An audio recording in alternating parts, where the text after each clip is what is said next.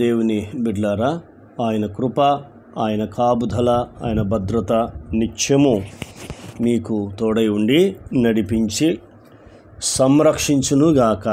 Amen, amen. 81వ కీర్తన కొన్ని వాక్యాలు మనము చదువుకుందాం. 8వ వచనము నుండి 13 వరకు మనము ధ్యానించుకుందాం. ఆసాపు ఈ కీర్తన రాస్తున్నాడు. దేవునికి ఆనందగానము చేయుడి. ఆసాపు ఈ కీర్తన రాసి దేవుణ్ణి స్తుతిస్తూ ఆరాధిస్తూ మహిమపరుస్తున్నాడు. ఏమంటున్నాడంటే, ఆపత్కాలము నందు నీవు మొరపెట్టగా నేను నిన్ను విడిపించి తిని. దేవుడు మాట్లాడుతున్నాడు. నీకు ఆపద వస్తున్నప్పుడు, ఆపత్కాలంలో నువ్వు మొరపెట్టు, నేను నీకు ఉత్తరం ఇచ్చేది, నిన్ను విడిపిస్తానని దేవుడు మాట్లాడుతున్నాడు ఆసాపుతో. నీకు ఏదైనా ఆపద వస్తున్నప్పుడు నువ్వు మనుషులను ఆశ్రయించకు, మొదట దేవుణ్ణి ఆశ్రయించి చూడు. ఆయన చెప్తున్నాడు, ఏం చెప్తున్నాడంటే, నేను నిన్ను విడిపించేదను, మొదటిది. రెండోది, ఉరుము దాగు చోటుల నుండి నీకు ఉత్తరం ఇచ్చేదను. ఉరుము దాగు చోటుల నుండి నీకేం చేస్తానంటే ఉత్తరం ఇచ్చేదను అని దేవుడు మాట్లాడుతూ ఉన్నాడు. మూడోది, నా ప్రజలారా ఆలకింపుడి, నేను మీకు సంగతి తెలియజేయుతును అంటున్నాడు. దేవుని నమ్ముకున్న ప్రజలతో దేవుడు మాట్లాడుతున్నాడు. ఏంటంటే, నా ప్రజలారా నా మాట విని అంటున్నాడు, ఆలకింపుడి, నేను మీకు సంగతి తెలియజేస్తాను. ఒక దేవుడు సంగతి తెలియజేస్తాడట. మూడోది, 4 చూద్దాం. అయ్యో ఇశ్రాయేలు, నీవు మా మాట విని నెడల ఎంత మేలు, ఎంత మేలు. ఇశ్రాయేలుతో అంటే యాకోబుతో, తన పిల్లలతో మాట్లాడుతున్నాడు. నీవు మా మాట విని నెడల ఎంత మేలు, ఎంత మేలు అని చెప్తున్నాడు. కానీ తర్వాత 11వ చూడు, అయినను నా ప్రజలు నా మాట ఆలకింపకపోయిరి, ఇశ్రాయేలు నా మాట వినకపోయిరి. చూసారా, వినకపోయిరి. కాబట్టి ఇక్కడ ఎందుకు చెప్తున్నాడు దేవుడు? ఆయన మాటను వింటే నువ్వు ఎలాంటి పరిస్థితిలో ఉన్నా, ఎలాంటి కష్టాల్లో, బాధల్లో, ఇరుకులో ఉన్నా కూడా దేవుడు చూసుకుంటాడు. కృంగిపోకు, అధైర్యపడకు, దిగులు పడకము. నా పని అయిపోయిందని అనకు.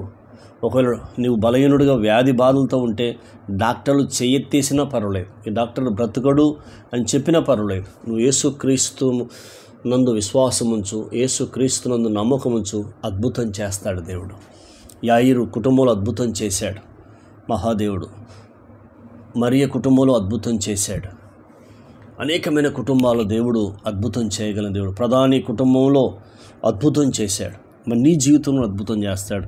కాబట్టి ఆయన మాట వింటే ఏందనేది మనం కొన్ని విషయాలు మనం నేర్చుకుందాం. ద్వితీయోపదేశ కాండము 15వ అధ్యాయము 6వ వచనంలో ఎప్పుడైతే దేవుని మాట శ్రద్ధగా 5, 6 2 వచనాలు దేవుని మాట శ్రద్ధగా వింటే మీలో బీదలు ఉండరు అన్నాడు. మొదటిది. రెండోది, అనేక జనములకు అప్పిచ్చేదు కానీ అప్పు చేయవు అన్నాడు. మూడోది, అనేకమైన జనములను ఏలుతావు కానీ నిన్ను ఎవడు ఏలడని చెప్పాడు. చూసావా, దేవుని మాట వింటే ఎన్ని లాభాలున్నాయి నీకు. బీదలుండరు, అప్పు చేయవు, అప్పిస్తావు, ఎవడు నిన్ను ఏలడు, ఇది చెప్పాడు. తర్వాత యేసుక్రీస్తు ప్రభువారు మాట ఎప్పుడైతే వింటున్నప్పుడు జరిగే లాభం ఏంటి? మార్కు సువార్త మనము 5వ అధ్యాయంలో 25వ వచనం నుంచి 34 వరకు మీరు చదివితే అక్కడ మీకు అర్థమవుతూ ఉంటుంది. ఏమి చెప్తున్నాడు అనేది మీరు చదవండి.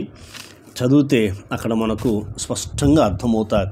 25 నుండి 34 వరకు ఇక్కడ మనం చూస్తున్నప్పుడు అద్భుతమైన మాట. 27వ వచనం, ఆమె యేసును గురించి విని.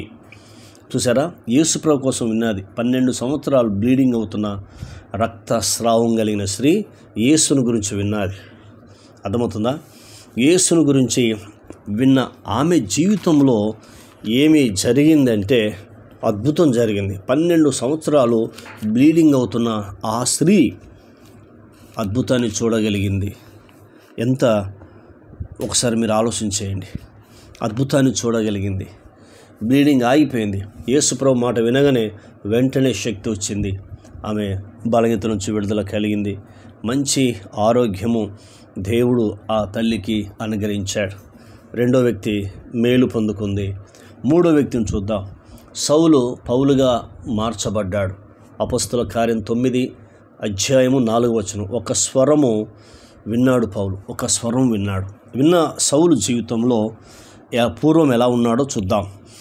తిమోతి రాసిన మొదటి పత్రిక 1:12 పూర్వము దూషకుడను హింసకుడను హానికరుడనైన నన్ను తన పరిచర్యకు నియమించి నమ్మకమైన వానిగా ఎంచి నందుకు. చూసారా? అంటే ఇక్కడ మూడో వ్యక్తి ఏంటంటే సౌలు పౌలుగా మార్చబడ్డాడు. 3 విషయాలు: దూషించేవాడు, హింసకుడు, హాని చేసేవాడు. ఇన్ని రకాలు ఉన్న వ్యక్తి మార్పు చెందాడు. కాబట్టి దేవుని మాట వింటే కలిగే లాభాలేందో అందుకే అంటున్నాడు. ఆసాబు ద్వారా రాయించాడు, ఇశ్రాయేలు మీరు నా మాట వింటే మీకు ఎంతో మేలు, అయ్యో నా ప్రజలు నా మాట వింటే ఎంత మేలు అన్నాడు. ఒక్కసారి నేను పరీక్షించుకో. మాట విన్నవాళ్ళు దేవుడు చెప్పాడు ఏం చేస్తానన్నాడు? అప్పులు తీసేస్తా అన్నాడు. అప్పు చేయమన్నాడు. అప్పు చేయవు కానీ అప్పిస్తావు అన్నాడు. రెండో వ్యక్తి స్త్రీ కోసం నేర్చుకున్నాం, రోగాన్ని తొలగించింది. మూడో వ్యక్తి దూషించే వ్యక్తి మార్చబడ్డాడు. దూషించే వ్యక్తి ఏమైపోయాడు? మార్చబడ్డాడు. నీవు అలా ఉంటే నీ జీవితంలో అద్భుతాన్ని కూడా చూడగలుగుతావు.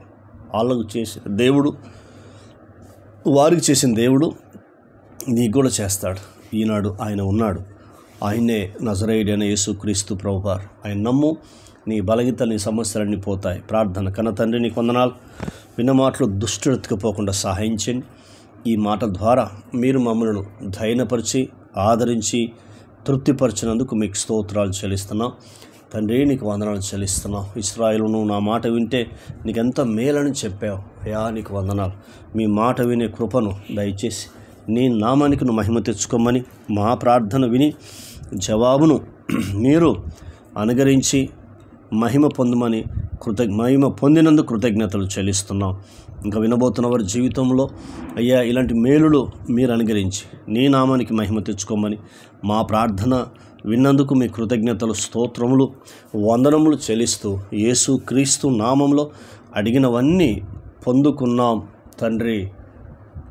Amen, amen, amen. దేవుడు మనందరినీ దీవించి ఆశీర్వదించునుగాక. Amen, amen, amen.